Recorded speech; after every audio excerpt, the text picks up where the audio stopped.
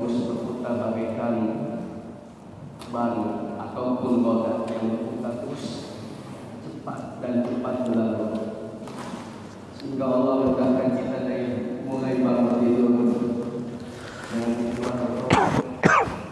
menjalankan aktivitas kita ibadah kepada Allah Subhanahu wa Ta'ala. Walaupun masih dalam suasana pandemi COVID-19 yang kita belum selesai, insyaallah Allah akan tetap istiqamah kepada kita semua. Amin. Salawat kepada Rasul mulia kita Nabi Muhammad. Beserta para sahabat dan para umatnya serta segala menjalankan sunnah beliau hingga akhir zaman nanti. Amin Allahumma amin. Baik, langsung saja sampai dengan waktu syukur. Baik, kita buka kajian ini dengan membaca basmalah bersama-sama. Bismillahirrahmanirrahim. Langsung saja kepada Ustaz Syekh sebagai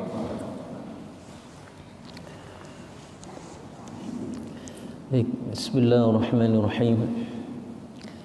Assalamualaikum warahmatullahi wabarakatuh.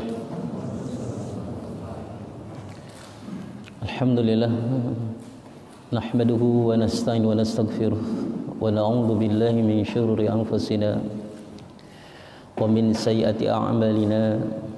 May yahdihillahu fala mudilla lahu wa may yudlilhu fala hadiya lahu.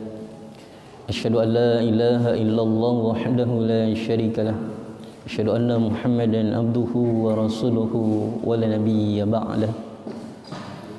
Allahumma fassalli wa sallim ala sayyidina Muhammadin wa ala alihi wa ashabihi ajma'in, amma ba'd. Sama-sama kita hormati Ketua DKM Masjid Riyadhus Shalihin, para segenap asatid, tokoh masyarakat, tokoh agama, dan jamaah salat subuh yang dimuliakan oleh Allah Subhanahu wa Ta'ala. Tama-tama marilah kita panjatkan puji syukur kita kepada Allah Subhanahu wa Ta'ala, yang mana Allah Subhanahu wa Ta'ala masih memberikan kesempatan kepada kita sekalian. Kesempatan yang Allah berikan kita maksimalkan dengan kita mengisi waktu-waktu ini dengan hal-hal yang berguna dan bermanfaat, baik untuk kita, keluarga, dan untuk umat ini. Kemudian salawat salam semoga senantiasa tercurahkan kepada uswah dan qudwah kita, baginda kita Nabi besar Muhammad sallallahu alaihi wasallam. Baik, para jamaah sekalian yang dirahmati oleh Allah Subhanahu wa Ta'ala, insyaallah pada kesempatan pagi hari ini kita membahas tentang sirah nabawiyah, tentang an-nataiz fi da'watil Islam wa ta'thiruha, tentang keberhasilan dakwah Islam dan pengaruhnya, insyaallah ya. Para jamaah sekalian yang dirahmati Allah Subhanahu wa Ta'ala, ya, keberhasilan ini tidak datang dengan begitu saja. Butuh pengorbanan, butuh perjuangan, butuh pengorbanan yang luar biasa. Pengorbanan harta, pengorbanan jiwa, waktu, dan lain sebagainya. Bahkan Rasulullah SAW sendiri, subhanallah, ketika beliau di Mekah, konspirasi untuk membunuh beliau itu subhanallah sangat besar sekali. Ya, sangat besar sekali. Bagaimana mereka berupaya untuk membunuh Rasulullah sallallahu alaihi wasallam agar dakwah ini padam begitu. Subhanallah. Ya. Baik ketika beliau masih banyaknya pengikut-pengikut beliau ketika di Mekah, sampai meninggal beberapa orang, subhanallah. Ya, karena beliau yakin Allah lah yang akan menolong beliau, subhanallah. Beliau tenang aja gitu. Jadi kita senantiasa berupaya untuk tanamkan keyakinan kita kepada Allah Subhanahu wa taala. La nasira illallah, tidak ada yang mampu memberikan pertolongan kecuali adalah Allah Subhanahu wa taala. Inilah makna yang terkandung di dalam kalimat tauhid kita, la ilaha illallah. Ya. Jadi kalimat tersebut adalah la nasira illallah. Tidak ada yang mampu menolong kecuali adalah dengan pertolongan Allah Subhanahu wa taala. Ya, kita lihat ketika beliau di Mekah, subhanallah. Pada saat itu di Mekah, beliau 13 tahun ya berdakwah, ternyata ladangnya ini ya kurang subur. Ya, ladangnya kurang subur. Maka beliau pindah ke Madinah. Mudah-mudahan di Madinah tersebut ladangnya adalah ladang yang subur, dan beliau membawa para sahabat dan keluarganya itu adalah merupakan bibit-bibit yang unggul. Subhanallah. Ya.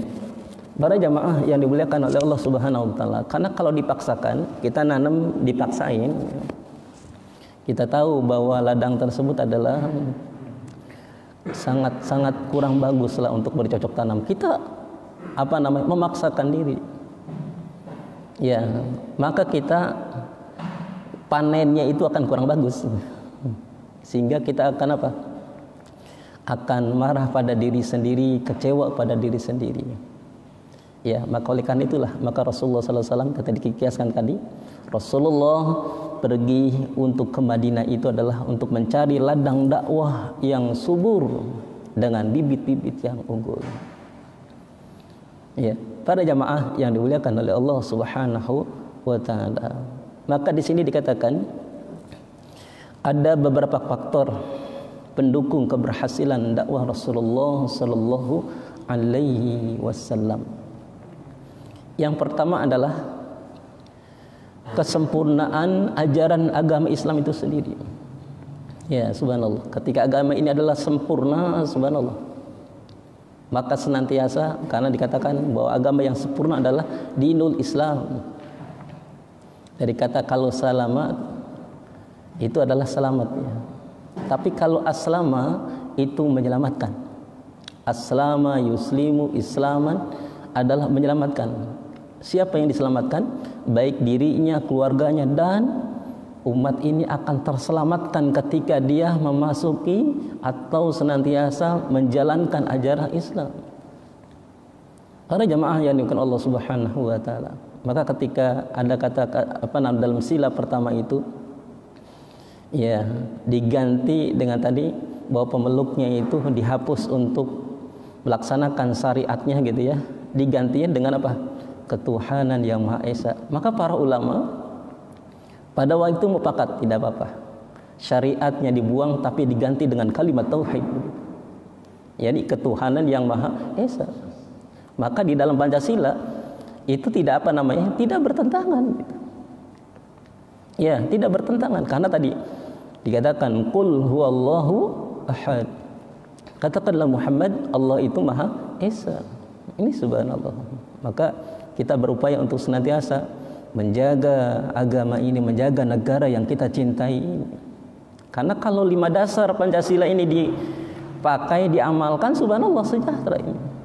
Tapi kalau udah dirubah-rubah, ya kita tidak tahu. Ketika ketuhanan ini dihapus dan lain sebagainya, apa yang akan terjadi begitu. Para jamaah yang dimuliakan oleh Allah Subhanahu wa taala, ternyata adalah kesempurnaan tadi, bahwa faktor pendukung keberhasilan dakwah Rasulullah sallallahu alaihi wasallam adalah karena kesempurnaan ajaran agama Islam itu sendiri. Sebagaimana Allah Subhanahu wa taala berfirman di dalam surat Al-Baqarah ayat 208 dikatakan, A'udzu billahi minasyaitonir rajim. Bismillahirrahmanirrahim. Ya ayyuhalladzina amanu udkhulu fis-silmi kaffah wa la tattabi'u khutuwati syaitan innahu lakum aduwwun mubin. Hai orang-orang yang beriman, masuklah ke dalam Islam secara kafah, keseluruhan, dan jangan ikuti langkah-langkah syaitan. Innahu lakum aduwwun mubin, sesungguhnya ya dikatakan bahwa setan itu adalah merupakan musuh yang nyata bagi kalian. Para jamaah yang dimuliakan oleh Allah Subhanahu wa taala, ternyata wujud setan itu adalah minal jinnati wan nas. Wujudnya adalah dari jin. Maka jin yang kafir itu disebutnya apa? Syaitan. Ya, bapak moyangnya siapa? Iblis. Jadi bedakan antara iblis dengan dajjal. Kalau dajjal itu ya matinya nanti ketika Nabi Isa alaihissalam turun. Kalau iblis itu setelah manusia mati semuanya baru. Dia mati akan dibunuh oleh malaikat. Jadi kalau dajjal yang bunuh Nabi Isa, kalau iblis yang bunuh adalah malaikat atas izin dari Allah Subhanahu wa taala. Ya, jadi banyak levelnya di tingkatan-tingkatannya begitu. Para jamaah yang dimuliakan oleh Allah Subhanahu wa taala. Ya. Maka oleh karena itu, ya, bahwa Islam ini dijadikan sebagai minhajul hayah, pedoman dalam kehidupan kita. Ya, di antara kesempurnaan bahwa Islam ini dijadikan minhajul hayah adalah yang pertama adalah al-i'tiqadi, konsep keyakinan kita, konsep keyakinan, keimanan kita yang mendalam kepada ya imanul amik ini, keimanan yang mendalam kepada Allah Subhanahu wa taala. Subhanallah. Ya, lihat ketika para sahabat-sahabat itu disiksa, ya di antaranya Bilal bin Rabah, subhanallah, ketika ditanamkan, ya ketika disiksa untuk kembali kepada agama nenek moyangnya, menyembah Lata dan Uzza, tapi beliau mengatakan adalah ahad, subhanallah. Ya, ini demikian. Jadi ada konsep i'tiqadi, keyakinan yang kuat kepada Allah Subhanahu wa taala. Karena keyakinan inilah yang membuat kita akan mendapatkan pertolongan dari Allah Subhanahu wa taala. Ya, kalau kita nggak yakin, subhanallah, bagaimana kita akan mendapatkan pertolongan Allah Subhanahu wa ta'ala? Yakin kepada Allah Subhanahu wa ta'ala. Hidup kita ini sudah ada yang ngatur, yakni adalah Allah Subhanahu wa ta'ala. Kemudian yang kedua adalah dengan al-akhlaq, ya, al-akhlaqi adalah moral ini. Maka subhanallah, yang ditanamkan oleh Rasulullah sallallahu alaihi wasallam adalah akhlak. Nanti kita ada poinnya, ya, khusus kita yang kedua ini. Ya, akhlak. Karena tanpa akhlak rusak semua. Karena pada waktu itu zaman jahiliyah subhanallah, ada yang namanya poliandri. 8 laki-laki 1 wanita. Kalau orang Cikarangnya mah istilah kata secara kasarnya itu Salome gitu. Kalau bilang tahu Salome ya. Kalau orang Cikarang mungkin tahu Salome. Ya, rusak ini. Keturunan ini akan rusak. Maka Rasulullah sallallahu alaihi wasallam menanamkan dalam Islam itu tadi akhlaknya, moralnya, bangun moralnya. Ya, ketika moral ini tidak dibangun, subhanallah, rusak ini. Pribadinya akan rusak, kemudian adalah keluarganya akan rusak, bangsa kita ini akan rusak. Mengapa? Zaman pada waktu itu adalah Arab itu dikatakan zamannya zaman jahiliyah begitu. Bukan nggak pinter masalah ekonomi perangnya, tapi masalah tadi akidahnya. Ya, karena memang zaman fatrah pada waktu itu, ya, bahwa berhentinya Nabi kurang lebih berapa? 500 tahun lebih itu. Tidak ada Nabi. Jadi ajaran-ajaran Nabi Ibrahim dan Nabi Ismail itu sudah berubah. Mereka yang tadinya tauhid akan tadi bercampur baur, tapi masih menghitung menyembah berhala, masih ada kesyirikan begitu. Para jamaah yang dimuliakan oleh Allah Subhanahu wa taala. Kemudian yang ketiganya adalah al-suluki, ya, adalah merupakan tingkah laku, perilakunya. Ya, hampir mirip dengan moral, dengan perilaku ini. Bagaimana perilaku yang islami dan lain sebagainya. Ya, para jamaah yang dimuliakan oleh Allah Subhanahu wa taala. Kemudian yang keempatnya adalah asyuri, perasaan. Ya, perasaan ditanamkan adalah perasaan yang yang mampu menyelamatkan emosional ini. Maka pada waktu itu yang dilakukan oleh Rasulullah SAW, penjahat perang pada waktu itu, pada Futuh Mekah, yang akan dieksekusi mati adalah Ikrimah bin Abi Jahal. Ya.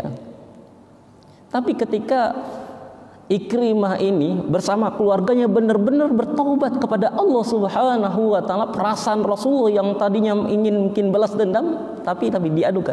Kalau dia sudah bertobat pada Allah Subhanahu wa taala, biarkan. Bahkan dikatakan, siapa yang masuk ke rumah Abu Sufyan aman. Subhanallah. Padahal di situ kan betapa tidak enaknya menjadi orang yang terusir ya Rasulullah dengan para sahabatnya pada waktu. Perasaannya bagaimana? Pasti ada apa? Ini kesempatan kami untuk balas dendam gitu. Tapi perasaan-perasaan yang negatif itu diganti dengan perasaan yang positif. Ya, dengan begitu cepatnya Rasulullah SAW, barang siapa yang masuk rumah Abu Sufyan aman.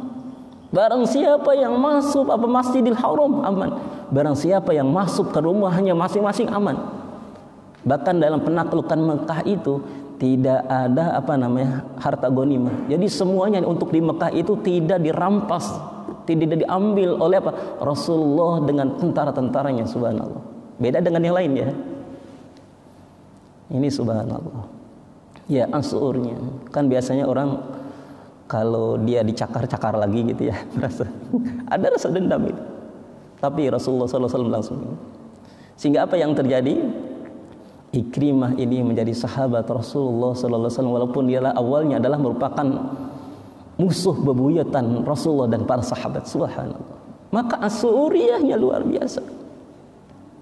Ya, karena inilah ditanamkan oleh Rasulullah SAW dalam ajaran Islam. Maka dikatakan dalam hadis Rasulullah SAW, silman qata'aka wa ahsin ila man sa'ilak. Sambunglah orang yang mutuskanmu, dan berbuat baiklah orang yang berbuat baik kepada dan berbuat baiklah pada orang yang berbuat buruk kepadamu, berbuat buruk kepadamu. Subhanallah. Rasulullah diludahin. Ya, setiap ke Masjidil Haram itu diludahin begitu ya. Subhanallah. Suatu saat beliau mendengar sakit gitu. Musuhnya sakit. Maka Rasulullah SAW perasaan gimana? Apa yang ditanamkan Rasulullah SAW? Beliau kangen gitu. Mana nih orang yang ludahin? Pas dia dengar sakit. Kalau kita umpamanya ada musuh sakit, kira-kira apa yang kita kerjakan? Mudah-mudahan cepat. Tapi apa yang dilakukan Rasulullah SAW? Beliaulah yang menjenguk, orang pertama menjenguknya, subhanallah, sambil didoakan. Akhirnya subhanallah orang tersebut masuk Islam, subhanallah. Kenapa? Akhlaknya Rasulullah SAW mampu memanage perasaan-perasaan tadi dendamnya itu, subhanallah. Inilah yang faktor yang mendukung keberhasilan dakwah Rasulullah SAW. Ya, jadi musuh-musuh Rasulullah SAW dengan tadi akhlaknya Rasul, dengan ditanamkan ajaran Islam ini, banyak musuh-musuhnya itu jadi sahabat setianya, subhanallah. Ya, kita lihat Khalid bin Walid, Ikrimah bin Abi Jahal, kemudian Abu Sufyan dan lain sebagainya, subhanallah. Mereka ikut berjuang bersama-sama Rasulullah Sallallahu Alaihi Wasallam. Inilah adalah dakwah Rasulullah Sallallahu Alaihi Wasallam berhasil. Kemudian ditanamkan adalah at-tarbiyah yang selanjutnya. Yang kelimanya adalah at-tarbiyah, pola pendidikannya. Di mana Rasulullah Sallallahu Alaihi Wasallam senantiasa mendidiknya, mendidik para istrinya, anak-anaknya, sahabatnya yang luar biasa, harus dididik dengan pendidikan Islam. Kalau orang pendidikan Islamnya kurang dan lain sebagainya, subhanallah, yang positif itu jadi negatif. Jangan sampai orang yang bacaan Qur'annya bagus itu radikal. Akhirnya Allah jawab gitu, siapa yang radikal? Ya, siapa yang radikal itu dijawab oleh apa? Oleh Allah Subhanahu wa taala. Subhanallah. Ya, diantaranya itu Syekh Ali Jabir itu menerapkan akhlak itu luar biasa. Beliau mengasih hadiah bendera kepada siapa? Alvin itu, bendera merah putih, supaya apa? Cinta kepada negaranya sendiri, cinta kepada ulama, cinta kepada yang lainnya, saling menghormati, subhanallah. Ya, bahkan ketika sedang dipukul itu kata Syekh Ali Jabir, dikatakan tahan kalian. Ya, refleks itu luar biasa. Biarlah karena negara ini jadi dan sebagainya, tahan dulu jadi. Ya, walaupun sekarang ada fatwa yang lain dan sebagainya, jangan dikepolisin dulu. Walau tinggal kondisi di masing-masing saja begitu ya. Itu demikian. Kemudian yang keenamnya adalah al-ijtimai. Ini sumuliyatul Islam ini demikian. Masa sosial. Ya, sosialnya. Jadi Islam ini adalah negara yang tadi mengedepankan bagaimana aspek sosialnya. Karena dikatakan irhamu ma fil ar yarhamu ma fis sama. Sayangilah apa yang di bumi, maka yang di yang di langit ini akan sayang. Ini adalah para malaikat-malaikat Allah Subhanahu wa taala. Subhanallah. Kita lihat dalam peperangan, Rasulullah senantiasa berpesan, jangan membunuh kaum wanita. Ya, padahal ya sama-sama agama samawi, beda kelasnya, beda pengamalannya. Yahudi ini kalau dia ikut dengan Tauratnya tidak akan pernah menjajah Israel. Kalau ngikutin kitabnya Taurat begitu ya, dia tidak akan pernah, karena bahwa kitab-kitab Allah Subhanahu wa taala, wahyu Allah Subhanahu wa taala itu menerapkan tadi bagaimana agamanya apa? Senantiasa merhamah ini, menerapkan kasih sayang begitu. Ya, kemarin ada kiriman terbaru, ada seorang anak yang terluka parah. Ya, dari KNRV itu ya. Terluka parah. Ayahnya ini mau di mobil untuk membawa ke rumah sakit. Ya, istilah kata tenang nak, ayah saya sudah nggak tahan lagi karena tadi kena perut. Ya, luka parah itu anaknya. Tenang putriku, sabar, kita ke rumah sakit. Ya, ternyata ketika sampai ke rumah sakit, ya, itu rumah sakitnya dibom. Ya tadi, karena setelah ini adalah tadi banyak orang-orang yang agama samawi ini menyimpang itu dari kitab-kitab ajaran dari Allah dan para nabi-Nya. Ya, ini demikian. Kan dikatakan dalam Al-Quran itu ya, siapa yang menghidupkan satu orang, dia seolah-olah menghidupkan apa? Seluruh manusia di muka bumi ini. Ya, ini demikian. Para jamaah yang dimuliakan oleh Allah Subhanahu wa taala. Kemudian yang ketujuhnya adalah as-siyasi, politik. Ya, kita jangan sampai ada Islam dikatakan Islam yes, politik no gitu. Padahal di sini tadi terpadu antara siasah dalam Islam itu. Kalau tidak ada politik, kita kan akan apa? Kita ini akan dihancurkan dengan politik lagi. Walaupun memang sekarang ya antara ada dengan munculnya wabah corona ini ada yang dipolitikin begitu dan lain sebagainya, walaupun memang tetap kita harus waspada begitu ya. Ini demikian ya para jamaahnya Allah Subhanahu wa taala. Ketika politiknya adalah Islam, insya Allah menyelamatkan. Tapi kalau politiknya bukan politik yang Islami, ini subhanallah ini akan menghancurkan dengan sendirinya. Negeri Sabah itu ketika dipimpin oleh Nabi Sulaiman alaihissalam itu subhanallah baldatun warabun kufur. Luar biasa sejahtera. Tapi ketika dipimpin kemudian setelah Nabi Sulaiman alaihissalam ini wafat, dipimpin oleh orang-orang yang orang-orang kafir dan lain sebagainya, maka negeri Sabah ini hancur.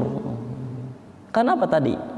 Politik Islamnya tidak politik yang akan mengarahkan kepada keselamatannya tidak dipakai begitu. Para jamaah yang dimuliakan Allah Subhanahu wa taala. Kemudian yang kedelapannya adalah al-iktisadi, dibangun adalah ekonominya. Apalagi ketika wabah-wabah ini subhanallah, kita bagaimana membangun ekonomi kita jangan sampai terpuruk. Ya, maka Islam ini terbangun karena dengan ekonomi yang kuat, mudah-mudahan ini akan menopang daripada kekuatan negara itu sendiri. Ya, ini luar biasa. Para jamaah yang Allah Subhanahu wa taala, ternyata dalam undang-undang Di situ ada di bagiannya. Bagaimana adalah yang didahulukan adalah keselamatan dulu. Ketika ada dua pilihan, apakah ekonomi ataukah keselamatan? Ternyata sudah ada di undang-undangnya. Ya, keselamatan rakyat itu lebih diutamakan dibandingkan apa? Ekonominya. Tapi kalau semuanya berjalan, alhamdulillah. Ketika ada pilihan, selamatan dulu. Di antara ini ya, sudah benar sesuai dengan undang-undang Anies Baswedan ini gubernur Jakarta ini. Kalau orangnya udah selamat sebenarnya, buat apa ekonomi ini meningkat ketika apa? Rakyatnya ini binasa begitu. Ya, itu adalah merupakan sesuai dengan apa? Dengan Islam itu sendiri. Kemudian yang kesembilan yang adalah al-askari, adalah militer. Jadi Islam ini harus memiliki kekuatan militer yang kuat, yang hebat. Ya, memang dikatakan bahwa surga itu adalah ya dikatakan di bawah apa? Bayangan kilatan pedang begitu ya. Itulah biasa. Ya. Jadi minimal kita mampu bertahan begitu. Para jamaah Allah Subhanahu wa taala. Ya, zaman Rasul, zaman Khulafaur Rasyidin, zaman para tabi'in dan lain sebagainya, subhanallah. Islam itu kuat, ternyata harus ada tentara-tentara yang kuat gitu. Bahkan kita lihat tentaranya Muhammad Al-Fatih yang mampu menaklukkan Konstantinopel. Ya, beliau adalah pemimpin yang hebat, kemudian tentara-tentara yang hebat juga. Karena mengikuti Rasulullah sallallahu alaihi wasallam. Ya, ini demikian. Pasti tanya di mutabaah begitu. Dikumpulkan kurang lebih 100.000 tentara itu. Siapa yang di antara kalian, ya kata Muhammad Al-Fatih, yang dari balik sampai saat ini pernah meninggalkan sholat 5 waktu sengaja atau tidak sengaja, memisahkan diri. Kalau kira-kira gimana kita nih? Yang pertama udah misahin diri belum? Ya, subhanallah, itu sedikit sekali yang memisahkan diri. Ya, jadi sebab belum pernah meninggalkan sholat 5 waktu. Kemudian dikatakan, siapa di antara kalian yang pernah meninggalkan sholat qobliyah dan ba'diyah, memisahkan diri. Itu kurang lebih 40%. Tapi kemudian siapa di antara kalian yang pernah meninggalkan sholat qiyamul lail, semuanya hampir tuh dari balik sampai saat itu semuanya memisahkan diri, kecuali siapa? Muhammad Al-Fatih, subhanallah. Jadi tentara-tentara yang hebat itu adalah tentara yang benar-benar ibadahnya, tauhidnya, inilah yang ditanamkan oleh Rasulullah sallallahu alaihi wasallam. Bahkan dikatakan Umar bin Khattab senantiasa berpesan, jaga ketaatan kalian di mana saja berada, supaya karena kemenangan itu adalah milik Allah Subhanahu wa taala. Jangan sampai kita berbuat maksiat. Tentara-tentaranya demikian. Para jamaah yang dimuliakan oleh Allah Subhanahu wa taala. Kemudian yang ke-10 adalah al-janai atau jinayah. Ini hukum-hukum. Ya, hukum-hukum yang diterapkan sebenarnya. Siapa yang pernah kan ada ya, termasuk adalah putranya Umar bin Khattab itu pernah kisos dan lain sebagainya. Ya, ini demikian.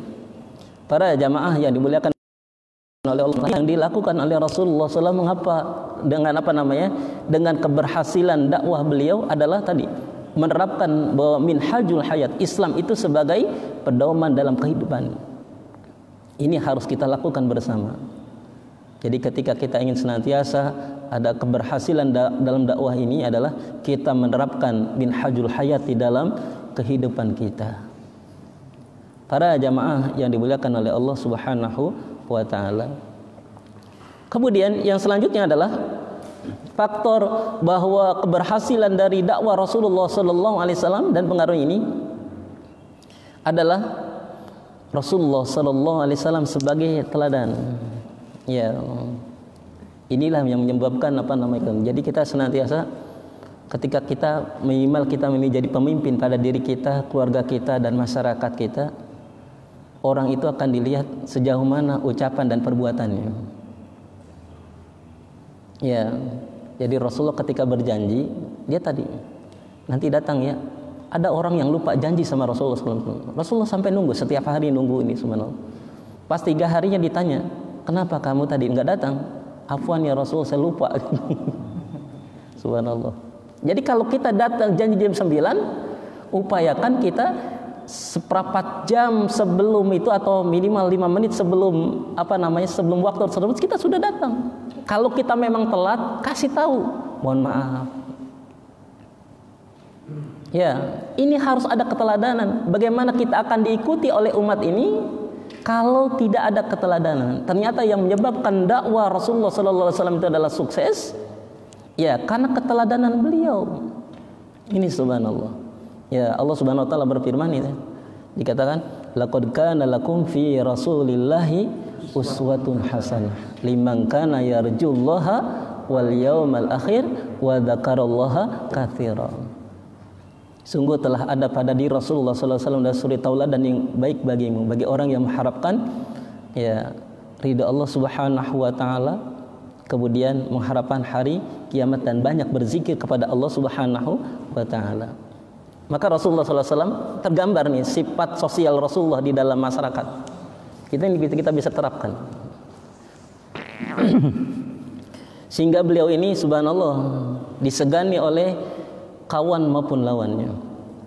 Maka Allah Subhanahu wa taala berfirman di dalam surat Al-Imran ayat 159. Di sini adalah karakter atau akhlak Rasulullah sallallahu alaihi wasallam. Fabima rahmatin minallahi lintalahum walau kunta fadhan ghalidhal qalbi lang fadhu min haulik. Maka berkat rahmat Allah engkau Muhammad, sini dikatakan, maaf.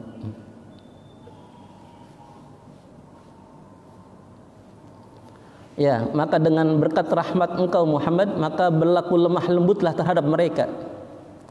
Sekiranya kamu bersikap keras dan berhati kasar, tentulah mereka akan menjauhkan diri dari sekitarmu. Subhanallah. Ternyata adalah sifat lembut Rasulullah sallallahu alaihi wasallam. Ya, beliau senantiasa tidak dengan emosional. Ya, dia senantiasa berpesan, la taghdab, la taghdab, la taghdab walakal jannah.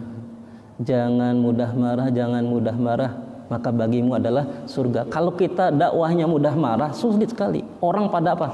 Pada minggir. Ini subhanallah. Para jamaah yang dimuliakan oleh Allah Subhanahu wa taala, maka tanamkan di Rasulullah yang menanamkan itu adalah tadi merupakan beliau tidak ada dendam di dalam dirinya, karena memang beliau itu sejak kecil, masih umur 4 tahun itu hati dibelek. Ya, dibedah tuh. Kemudian ketika Isra Mi'raj juga beliau dibelah. Jadi dendam-dendam Rasulullah itu sudah dibuang gitu. Maka ketika kita lagi sholat, jangan sampai ada orang yang dendam. Sholat kita ini nggak diterima ketika kita masih mikirin, saya masih kesel nih sama orang ini. Bagaimana kita mau mi'raj gitu? Ya, jadi ketika kita kesel, sebel kita sama seseorang harus dibuang. Karena sholat kita ini nggak mi'raj kepada Allah Subhanahu wa taala, karena kita masih mikirin dendam, kesumatnya, keselnya gitu. Ya, para jamaah yang dimuliakan Allah Subhanahu wa taala, jadi tadi adalah kelembutan Rasulullah sallallahu alaihi wasallam dalam berdakwah ini. Ini luar biasa. Ya, pernah ada orang kan ketika ada seorang Arab Baduy yang baru ibaratnya mualaf di masjid. Nyepitik di masjid. Sahabat udah siap-siap aja nih, nonjok. Ya, kata Rasulullah, tahan. Biarin dia dituntasin. Kalau dia lagi kencing, udah lagi ngacir di batu gitu ya, ditunda malah kesono kesini. Biarin satu titik aja. Setelah itu karena memang dulu masih kondisinya masih lantainya itu masih pasir gitu ya. Tinggal disiram aja. Siram setelah itu. Barulah dinasehatin, nggak boleh kencing di dalam masjid. Subhanallah. Dengan kelembutan tersebut akhirnya apa?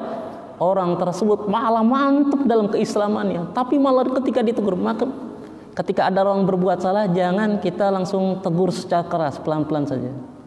Akhirnya ada seorang baru dia sholat dikatain tumben ini sholat jamaah. Dia udah semangat sholat jamaah dikatain tumben. Besoknya nggak sholat jamaah. Enggak, saya mau sholat jamaah. Saya sholat jamaah katain tumben. Alhamdulillah ya akhi, kamu udah sholat bareng-bareng jamaah ya. Saya senang banget. Subhanallah. Ya, ini demikian. Jadi jangan keras. Kalau kita keras, lang fadlu min haulak. Inilah yang dilakukan oleh Rasulullah sallallahu alaihi wasallam. Kemudian yang keduanya adalah di situ dikatakan ya, fa'fu anhum, yang dilakukan oleh Rasulullah SAW memberikan maaf gitu. Ya, memberikan maaf. Ini keteladanan Rasulullah SAW memberikan maaf luar biasa. Seperti tadi Fathul Mekah, Rasulullah memaafkan Abu Sufyan, Ikrimah dan lain sebagainya. Ya, maka ketika ada kesinggung dan lain sebagainya, maafkan.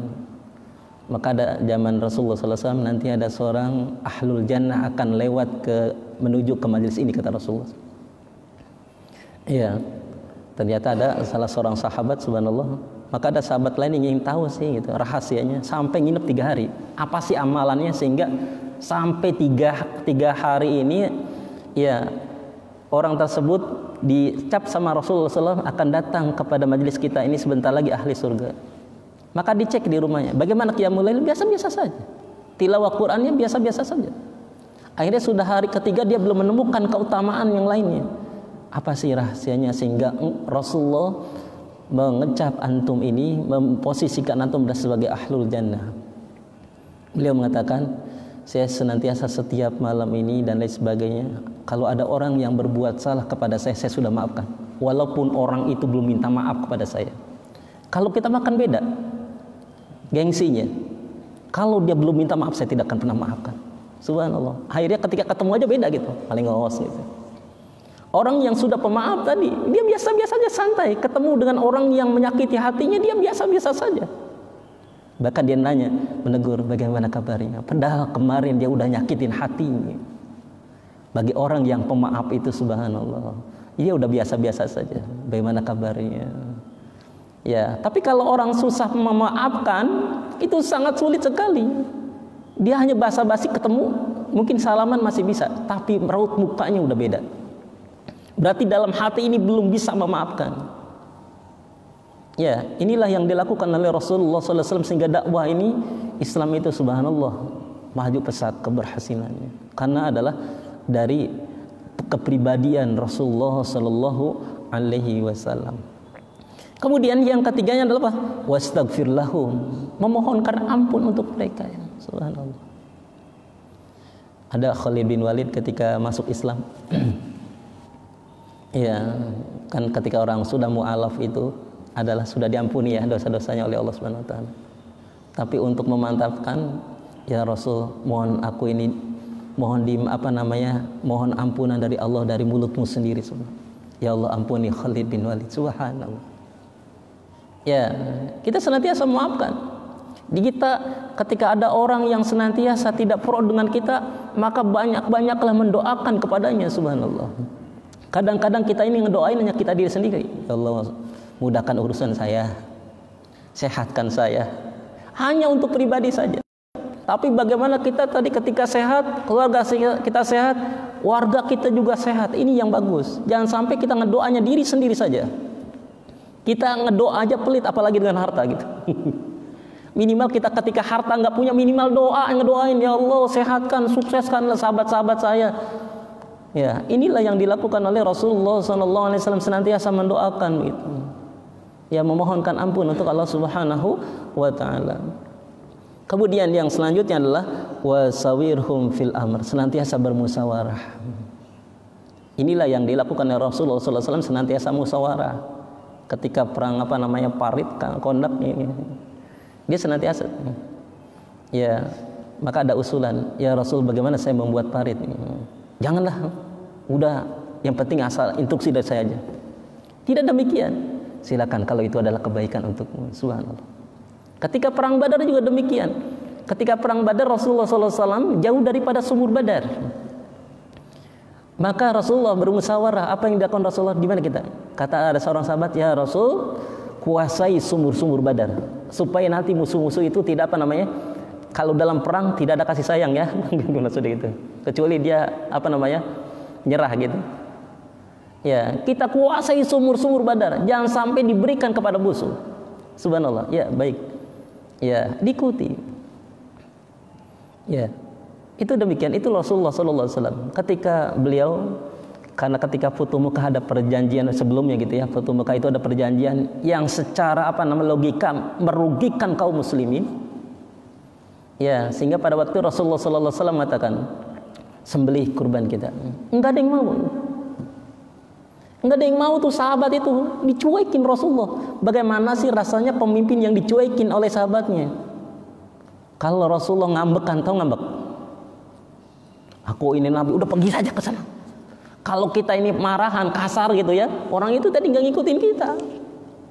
Rasulullah ketika dalam kondisi deadlock, sahabat tidak ngikutinnya, dia maka berdialog dengan salah seorang istrinya mengikut pada waktu itu.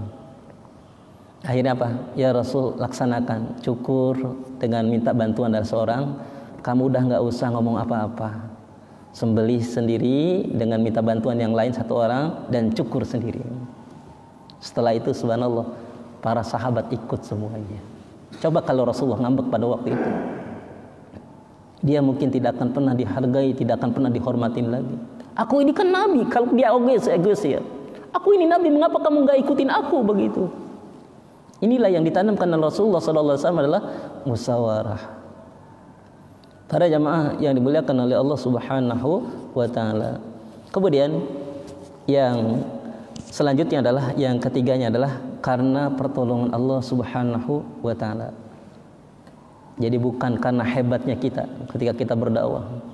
Ya, Rasulullah sendiri adalah senantiasa mengharapkan datangnya pertolongan Allah Subhanahu wa taala.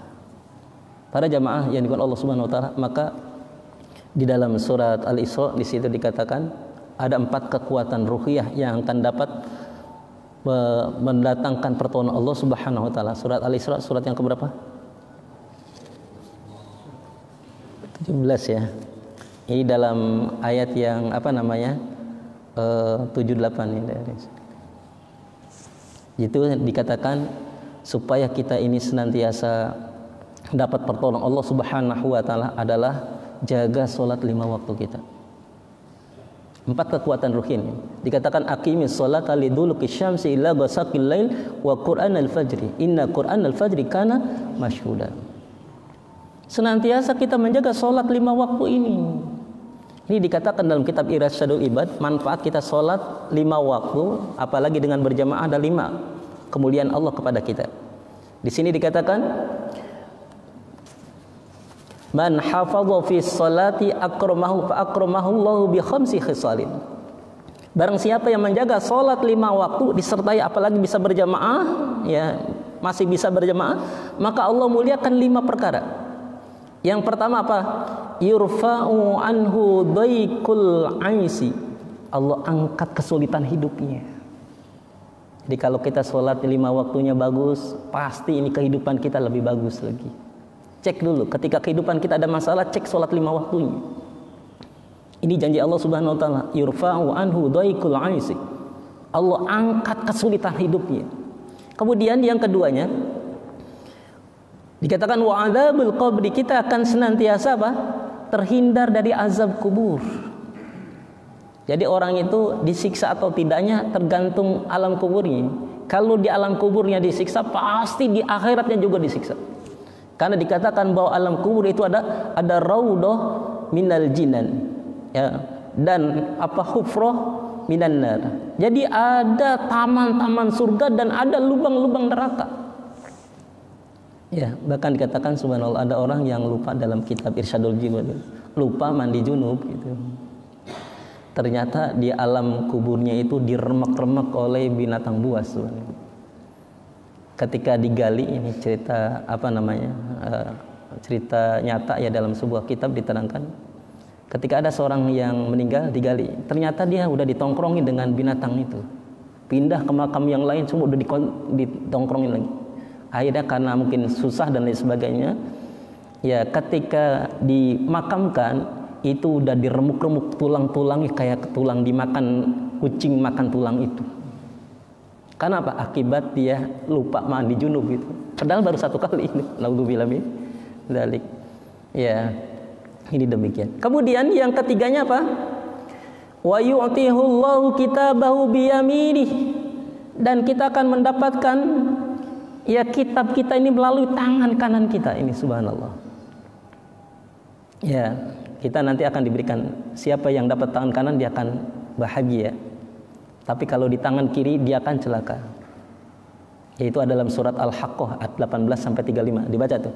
Orang yang mendapatkan kitab dari tangan kanannya dengan orang yang mendapatkan kitab di tangan kirinya. Al-Haqqah. Kita baca dari ayat 18 sampai 35. Kemudian yang keempatnya adalah wa yamuru 'ala sirat kalbarqi, dan dia akan melewati sirat ini seperti kilat, subhanallah. Jadi ada orang itu kecepatannya nanti seperti kilat, ada yang seperti terbangnya burung, ada yang seperti larinya kuda, ada yang berjalan, ada yang merangkak. Bahkan dikatakan diistilahkan bahwa sirat itu adalah rambut yang dibelah 7 kemudian tajamnya seperti pedang, begitu ya. Artinya apa? Tergantung amalannya. Kalau amalannya kita bagus, itu subhanallah luasnya luar biasa. Tapi bagi amalannya sedikit, bahkan dia nggak punya amal soleh, itu baru berjembat sudah jatuh. Ya, naudzubillah min dzalik. Dan yang terakhir di sini dikatakan adalah wa yadkhulul jannata bighairi hisab, dan akan masuk surga tanpa dihisab lagi, subhanallah. Jadi kalau orang sholatnya bagus, pasti berkeluarganya bagus, bertetangganya bagus, berjamaahnya bagus, berorganisasinya bagus. Jadi ketika berkeluarganya ada masalah, bertetangganya masalah, berarti cek sholatnya, ada apa dengan sholatnya. Ya, para jamaah yang dimuliakan oleh Allah Subhanahu Wa Taala. Kemudian yang keduanya adalah apa? Sholat malam. Ya, sholat malam ini. Bahkan di sini dikatakan ada ayat ya ayyuhal muzammil qumil laila illa qalila. Maka kata ini, ayat ini adalah masih ketika 1 tahun atau 2 tahun setelah Rasulullah diangkat jadi nabi. Jadi pada waktu itu sholat 5 waktu belum dipardukan. Jadi qiyamul lail ini wajib. Inilah yang membuat Rasulullah SAW termotivasi di dalam dalam dakwahnya. Jadi kalau kita ini sholatnya lalai, sholat 5 waktunya, kemudian sholat malam jarang, siap-siap kita akan resah, gelisah dalam menghadapi hidup ini. Kita menghadapi diri aja kita gelisah, apalagi kita mau apa? Membawa jamaah. Jamaah ini mau kemana? Diri kita aja masih bingung gitu. Inilah yang dilakukan Rasulullah SAW. 4 kekuatan ruhiyah ini senantiasa dijaga. Jadi Rasulullah qiyamul lail ini itu kurang lebih 20 tahun. Dia jaga terus. Bahkan untuk Rasulullah sendiri adalah wajib. Ya, maka pada waktu itu dalam surat ya Al-Mudaththir dari ayat 1 sampai ayat 19, ayat 20-nya baru meringankan. Karena di ayat itulah bahwa sholat 5 waktu ini sudah diwajibkan. Jadi qiyamul lail adalah hukumnya adalah sunnah. Dan yang ketiganya adalah kekuatan doa. Jadi kalau kita habis sholat malam, kita disunahkan Allahumma adkhilni mudkhala sidqin wa akhrijni mukhraja sidqin waj'alni min ladunka sultana nasira. Inilah ya Rasulullah SAW. Ketika belum diperintahkan hijrah, dia bingung. Ya, maka Allah Subhanahu Wa Taala memberikan tadi disuruh diperintahkan hijrah ke Yasrib, ke Madinah. Disitulah ladang dakwah yang lebih subur dengan bibit-bibit yang unggul. Insya Allah suatu saat nanti Mekah pun akan dikuasai lagi. Subhanallah. Dan yang terakhir adalah dengan apa? Dengan melaksanakan wa nunazzilu minal Qur'ani ma huwa syifaa'u wa rahmatul lil mu'minin. Senantiasa kita membaca Al-Qur'an, subhanallah. Bahkan dikatakan kalau kita ini lebih daripada 40 hari kita termasuknya orang-orang lalai. Jangan sampai Al-Quran ini kita tidak mengkhatamkan lebih dari 40 hari. Ya, minimal one day one juz kita telan. Syekh Ali Jabir beliau berkata, mungkin tawadunya Syekh Ali Jabir ya. Ini adalah merupakan peringatan buat saya. Biasanya saya ini setiap hari itu Al-Baqarah sudah selesai. 2,5 juz. Tapi saya hari ini baru 1 juz. Ya, ada sekadar Allah saya ini kena tusuk. Beliau mengatakan mungkin ini peringatan buat saya.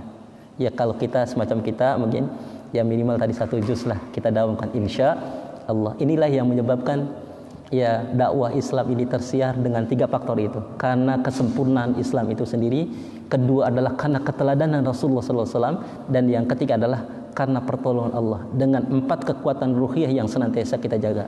Salat 5 waktu di awal waktu, senantiasa kita qiyamul lail kita jaga walaupun sepekan ya minimal 3 sampai 4 kali, dan yang ketiga adalah doa, dan yang keempat adalah baca Al-Qur'an. Mudah-mudahan ya syiar-syiar dakwah Islam ini senantiasa tetap walaupun banyak orang yang untuk memadamkan Islam.